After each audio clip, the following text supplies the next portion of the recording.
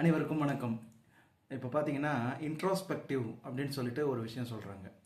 என்ன அப்படின்னா ஒவ்வொரு நிகழ்வு முடிஞ்சதுக்கப்புறமும் நம்ம என்ன பண்ணணும்னா அந்த நிகழ்வில் கொஞ்சம் பர்ஃபார்மன்ஸ் கம்மியானது எது, அதாவது இப்போ நம்ம ஒரு ஃபேமிலியில் ஒரு ஃபங்க்ஷன் நடத்துகிறோன்னு வைங்களேன், எந்த விஷயம் நம்ம சரி பண்ணியிருக்கலாம், இந்த விஷயம் சாப்பாட்டை சரி பண்ணியிருக்கலாம், அல்லது கெஸ்ட்டை இன்வைட் பண்ணுறதை சரி பண்ணியிருக்கலாம். அந்த மாதிரி ப்ரொஃபஷனல்லையும் அதே மாதிரி தான்.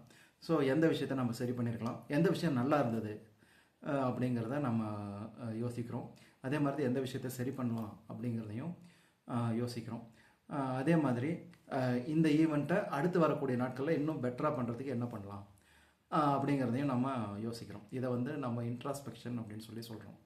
இதை வந்து நம்ம டெய்லி நம்ம செய்யும் பொழுது நம்மளுடைய லைஃப்பில் இன்றைக்கி நாள் எப்படி இருந்தது, இன்றைக்கி நாளில் எந்தெந்த விஷயத்தை நம்ம சரியாக செய்யலை, எந்தெந்த விஷயத்தை நமக்கு மனசுக்கு திருப்தி வர மாதிரி பண்ணோம், எந்தெந்த விஷயத்தை சரி பண்ணிக்கணும் அப்படிங்கிற மாதிரி நாமளே ஒவ்வொரு நாளும் கேட்கும் பொழுது இந்த இன்ட்ராஸ்பெக்ஷன் வந்து நம்மளுடைய ப்ரொஃபஷனல் என்ஹான்ஸ்மெண்ட் கொடுக்கும், ப்ரொஃபஷனல் லைஃப்க்கு என்ஹான்ஸ்மெண்ட் கொடுக்குங்கிறாங்க. ஸோ அதை செய்ய ட்ரை பண்ணுவோம். நன்றி.